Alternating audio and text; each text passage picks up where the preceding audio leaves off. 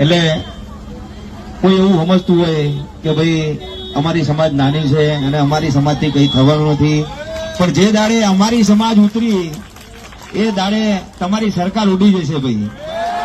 હા, એટલે મારી નમ્ર અપીલ છે સરકારને કે હમણાં વડોદરામાં મકાનો તૂટ્યા દેવી પૂજક સમાજના, આણંદમાં દેવી પૂજક સમાજના મકાનો તૂટ્યા, અને હવે અમદાવાદમાં પણ દેવી પૂજક સમાજના મંદિરો અને મકાનો તૂટ્યા છે.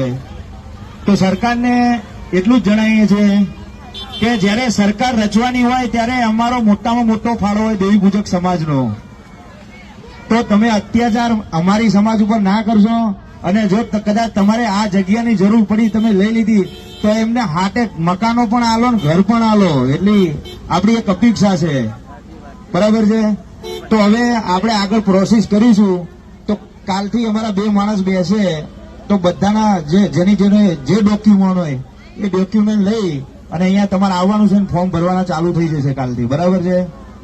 એટલે અમે કદાચ ડીએસપી જોડે જવાનું થાય કે એમએલએ જોડે જવાનું થાય કે મહામંત્રી જોડે જવાનું થાય કે નરેન્દ્ર મોદી જોડે જવાનું થશે તો પણ અમે જઈશું, પણ મારી સમાજનું સારું કરીશું.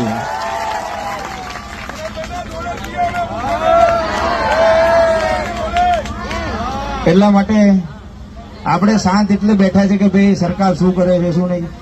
આ મકાનો નહીં મળે, આ મંદિરોની જગ્યા નહીં મળે તો છેલ્લે પછી અમે અમારા વારી કરીશું અને આખી સમાજ એક કરી અને આખું ગુજરાત બોલાવી દેશું, એટલી સમાજ છે અમારી ભાઈ. એટલે સરકારને એક જણાવીએ છીએ કે તમે અમને હલકામાં ના લેશો. અમારી સમાજ બહુ છે અને જેને સરકારને જરૂર પડે ને ત્યારે અમારી જ સમાજ આવીને ઉભી રહે છે. બરાબર?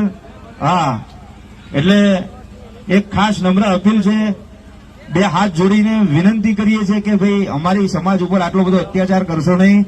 જ્યારે સરકાર રચવાની હોય ત્યારે દેવી પૂજક સમાજના જ વોટ વધુમાં વધુ મળે છે. બરાબર?